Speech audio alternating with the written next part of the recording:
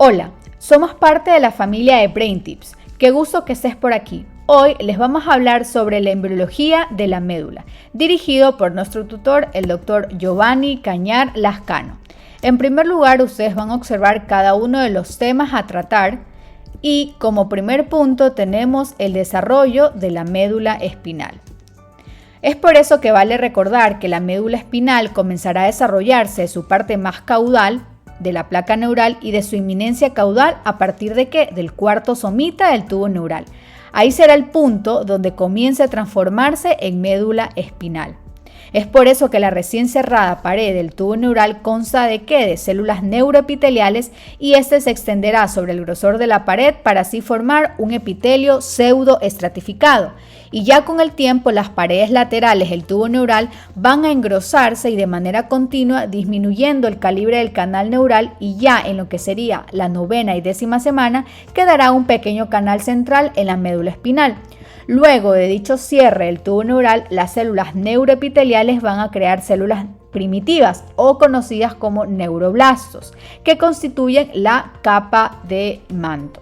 Es por eso que luego da origen a la sustancia gris de la médula espinal y la capa marginal, que es la capa mucho más externa, como se puede observar aquí, contiene fibras nerviosas que nacen de los neuroblastos de la capa del manto y en consecuencia de la mielinización de las fibras nerviosas, esta capa obtiene un nombre más específico, como por ejemplo la sustancia blanca de la médula espinal. Aquí en esta imagen nosotros podemos observar lo que correspondería a un corte transversal del tubo neural de un embrión de 23 días. Asimismo, la imagen B y C correspondería a cortes similares de la 6ª y 9ª semana y también con la diferencia del canal neural del tubo neural que se convierte ya posterior a ello en un canal central de la médula espinal. Y como penúltimo gráfico, podemos observar aquí en el corte D un corte de sección de la pared del tubo neural y asimismo una sección de la pared de la médula espinal en desarrollo, la cual muestra cada una de las zonas que posterior a ello yo describiré. Luego de que se constituye la capa ependimaria, justamente es la que podemos observar aquí, la zona ventricular, a poco tiempo se podrá reconocer la zona marginal, en la imagen A y B que ustedes pueden observar lo que estoy señalando, donde cuya área estará pues constituida por unas partes más externas de las células neurales y al tiempo esta área se va a convertir en la sustancia blanca de la médula espinal en sí. Algunas de las células neuroepiteliales en división, localizadas sobre todo en la zona ventricular, como podemos observar en el gráfico E, van a diferenciarse hacia neuronas primitivas, es decir, los neuroblastos. Estas células forman lo que sería la zona intermedia entre la ventricular y la marginal y con el tiempo dichos neuroblastos desarrollan prolongaciones citoplasmáticas, convirtiéndolas así en neuronas. Todo este proceso de proliferación o supervivencia es controlado ¿por qué? Por la señalización del Sonic-Hedgehog a través de la regulación de los factores de transcripción GLI. El proceso de lo que sería la proliferación y de la diferenciación de las células neuroepiteliales en la médula espinal inducen un aumento de grosor en lo que serían las paredes y disminuyen el grosor de las placas del techo y del suelo, como nosotros podemos observar justo aquí en este gráfico que se está proyectando. Este engrosamiento diferencial de las paredes laterales de la médula espinal dan lugar así a un surco longitudinal superficial a cada lado, que en este caso estamos refiriéndonos al surco limitante. Este va a separar la pared mucho más dorsal, es decir, la placa alar, y de la pared más central, es decir, la placa basal. Es por ello que vale destacar así el desarrollo de los ganglios. En primer lugar, nosotros tenemos que describir que las neuronas unipolares de los ganglios en sí espinales proceden de ¿qué? De las células de la cresta neural y también los axones de las células localizadas en los ganglios espinales son inicialmente bipolares. Entonces, al poco tiempo se unen dichas prolongaciones y forman una estructura como se puede observar aquí en este gráfico en configuración de T. Aquí nosotros podemos observar principalmente el desarrollo de estos en su fase embriológica, pero luego tenemos aquí lo que es cuando ya se adentra como tal a la médula y como habíamos dicho anteriormente se forman los nervios espinales, ya sea por su rama anterior o por su rama posterior. Sobre todo por su rama posterior tiene una peculiaridad de tener un ganglio justo antes de unirse a la rama anterior. Ahora, vale recordar cada una el desarrollo de las meninges. Entonces, la dura madre espinal, la aracnoides, la pia madre que rodean a la médula espinal constituyen en sí las meninges espinales. Estas membranas son las que rodean y protegen la médula espinal, las raíces nerviosas espinales y también pues la cola de caballo que contiene el líquido cefalorraquídeo en donde están suspendidas estas estructuras. Las meninges son las 3 capas membranosas que cubren al cerebro y la médula espinal, y también estas membranas derivan de una combinación de mesodermo, de células de la cresta neural, y también comienzan sobre todo a formarse entre la 4ª y la 5ª semana. Y durante este periodo fetal temprano tenemos el desarrollo de la dura madre y de la aracnoides. En primer lugar vamos a describir la dura madre espinal. Esta está compuesta principalmente por ¿qué? Como se menciona aquí, por tejido fibroso resistente y algo de tejido elástico. Es la cubierta más externa de la médula espinal y también está separada por periosto óseo y también por ligamentos que forman las paredes del conducto vertebral del espacio epidural. Aquí pues la dura madre espinal forma lo que sería el saco espinal, una larga vaina tubular dentro del conducto vertebral y también pues este saco se adhiere al borde del foramen magno del cráneo.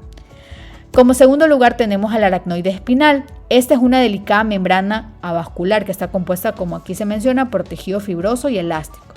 Esta se encarga de tapizar el saco dural espinal y cada una de las vainas reticulares durales y engloba sobre todo el espacio subaranoideo lleno de líquido cefalorraquídeo, el cual contiene la médula espinal, como podemos observar en este gráfico. Como tercer punto tenemos la pia madre espinal.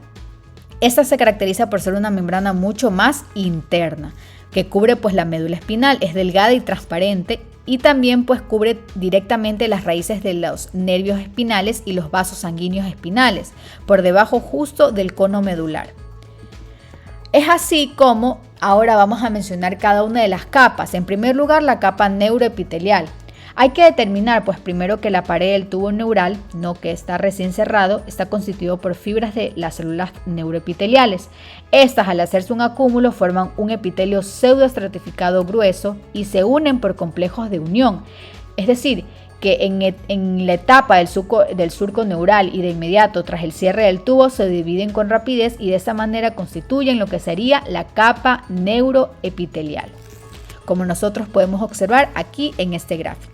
Asimismo, las células neuroepiteliales de las que habíamos hablado anteriormente en la capa neuroepitelial comienzan a transformarse ¿en qué? En neuroblastos. Es por eso que ahora les voy a hablar acerca de la capa del manto. Estas células, como nosotros podemos visualizar en el gráfico, se caracterizan ¿por qué? Por un núcleo redondeado con un nucleoplasma pálido y sobre todo por un nucleolo con una tinción oscura. Es así que los neuroblastos forman la denominada capa del manto que forma más tarde pues la sustancia gris de lo que sería la médula espinal.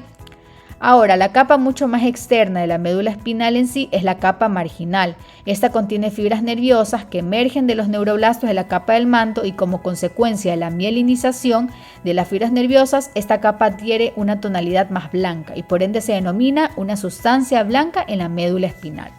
Aquí en la imagen nosotros podemos ver ya la diferencia de cómo es cuando aún se mantiene la capa del manto y es decir con las células neuroblastas y después ya la tonalidad mucho más blanca propia de la sustancia blanca de lo que sería la médula espinal.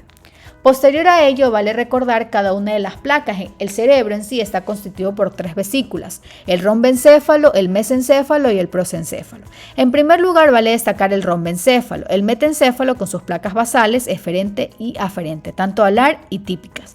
Asimismo, el melencéfalo que forma el bulbo raquídeo, que tiene una placa basal para las neuronas eferentes y una placa alar para las neuronas aferentes, tanto somáticas y viscerales respectivamente.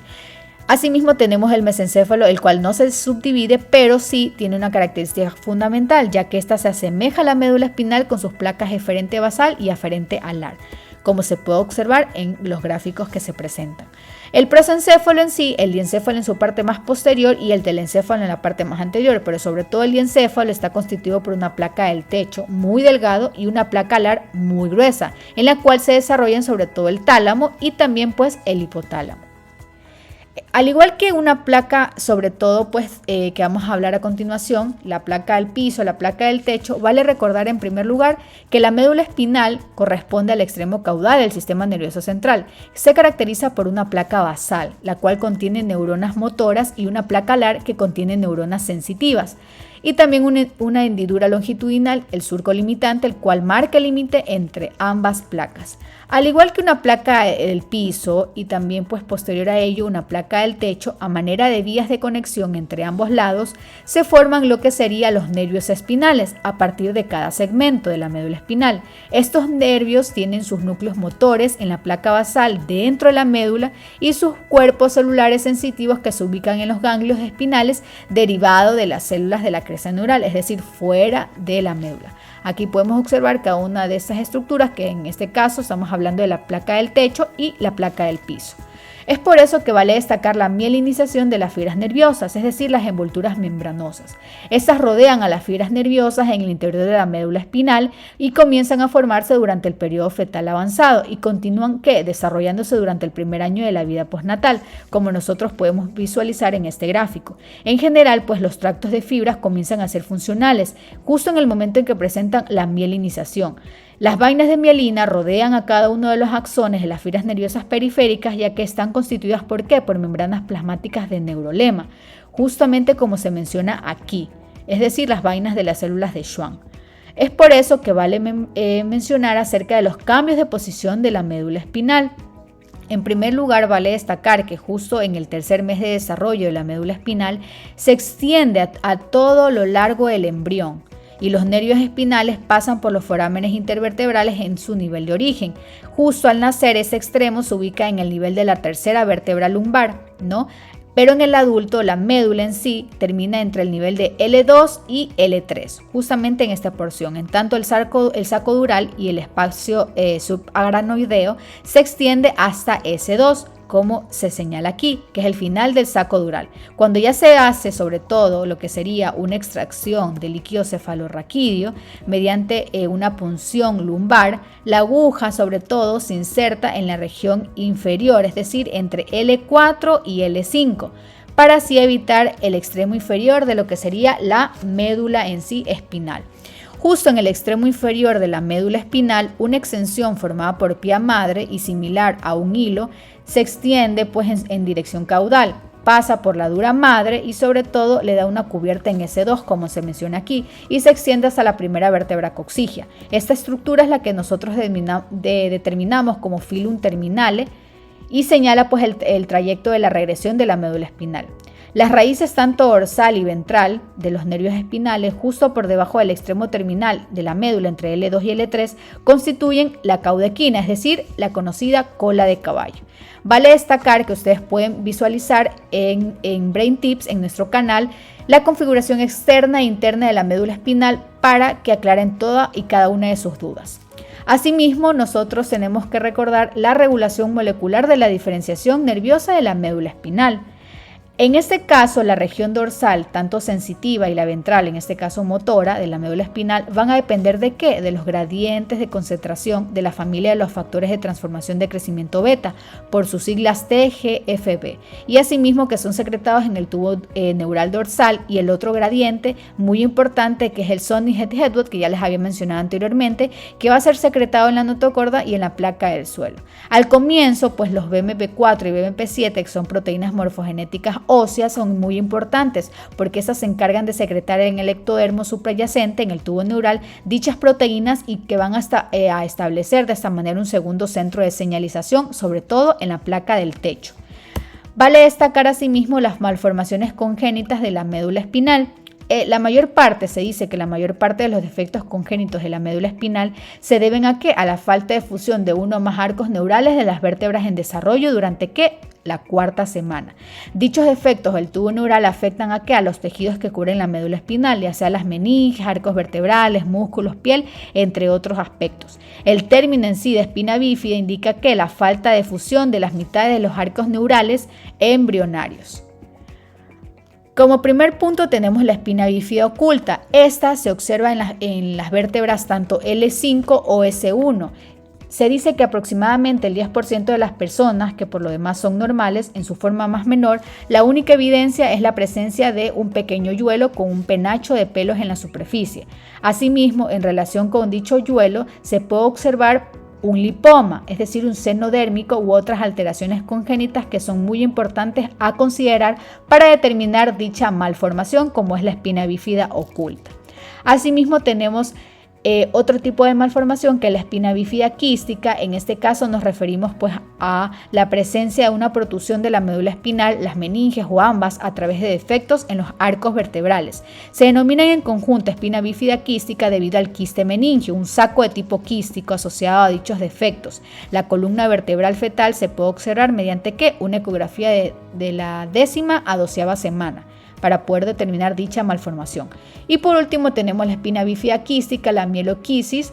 Es el tipo más grave de espina bífida. En este defecto, pues la médula espinal de la zona afectada está abierta debido a la falta de fusión de los pliegues neurales. Es el resultado en que la médula espinal está representada por una masa aplanada de tejido nervioso, y este defecto sobre todo suele dar una parálisis o debilidad también permanente en los miembros inferiores, como nosotros podemos visualizar en este gráfico. A continuación, ustedes pueden observar el resumen respecto a nuestro tema, embriología de la médula, y cada uno de los temas que hemos tratado hoy. Es de mucha importancia de su entendimiento para que ustedes puedan de esta manera pues comprender el tema que hemos tratado. Asimismo, los autores de este trabajo: Fernanda Aguilar Cobeña, Nayeli Cosar Galeas, Yuleide Aguilar Armijos, la persona que les está hablando, Vanessa Moreira Cantos y Christopher Churchill Neira.